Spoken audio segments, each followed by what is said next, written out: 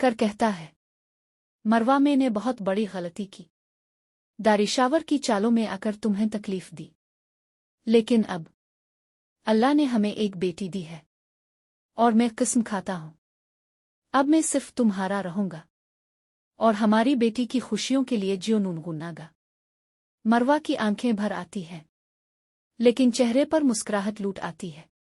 मरवा कहती है, वलीद मुझे सिर्फ इतना चाहिए कि तुम दोबारा कभी मुझ पर शक न करो। बस यही मेरी सबसे बड़ी खुशी है। और यूं एक छोटी सी मुस्कुराहट ने एक बिखरते हुए रिश्ते को फिर से जोड़ दिया। अब मरवा, वलीद और उनकी नन्ही सी परी खुशहाल जिंदगी की नई शुरुआत कर चुके हैं। कहानी यहां खत्म नहीं होती, क्योंकि दारिशावर की जिंदगी में अब अंधेरा हद से ज्यादा गहरा हो चुका है। दारिशावर अस्पताल के कमरे में चीख चीख कर कहती है, वलीद, तुम मेरे बगैर नहीं जी सकते। तुम वापस मेरे पास आओगे, देखना। दारिशावर की चीखों से दीवारें भी कांपने लगती हैं। लेकिन इसका भाई तैमूर गुस्से से भड़क अलिफाटेता है।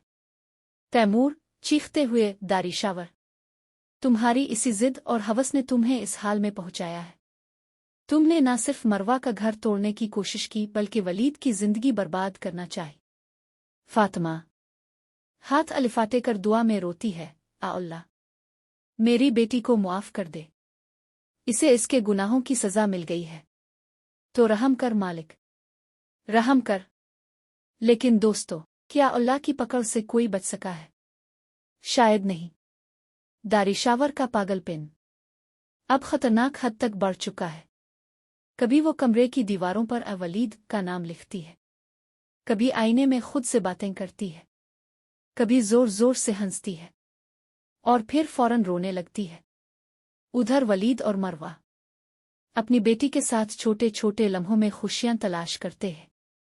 बेटी की हंसी से घर में बहार आ जाती है। वलीद बेटी को गोद में अलिफाटे कर, मरवा, अब मेरी दुनिया सिर्फ तुम दोनों हो। मरवा की आंखों में सुकून झलकने लगता है। लेकिन नाजरीन, क्या किसी की बद्दुआ इतनी आसानी से पीछा छोड़ती है? दारिशावर का जुनून अब भी कम नहीं हुआ। पागलों की हालत में भी वो एक ही बात कहती रहती है, वलीद मेरा है, हमेशा मेरा रहेगा। वक्त गुजरता है, मरवा और वलीद की बेटी बड़ी होने लगती है। लेकिन उसी दौरान अस्पताल से एक चौंका देने वाली खबर आती है। दारिशावर की हालत अब जिंदगी और मौत के दरमियान लटक चुकी है। फातिमा और तैमूर अस्पताल पहुंचते हैं।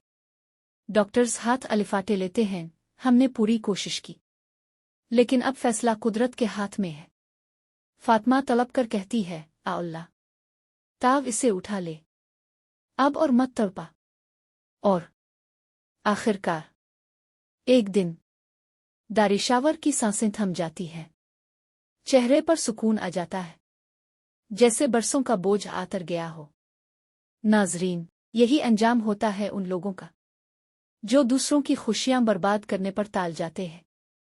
दारिशावर ने दूसरों का घर उजाड़ना चाहा, लेकिन इसका अपना दल, इसका अपना दिमाग और उसकी अपनी दुनिया तबाह हो गई।